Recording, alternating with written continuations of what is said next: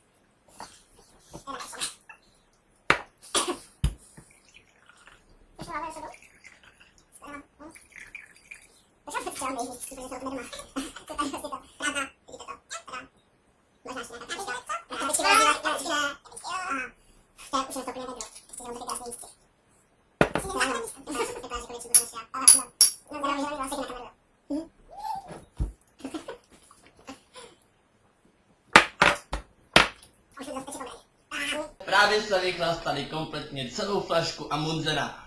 A teď jdeme pro kapitána. Jo. Takže zatím. Čau.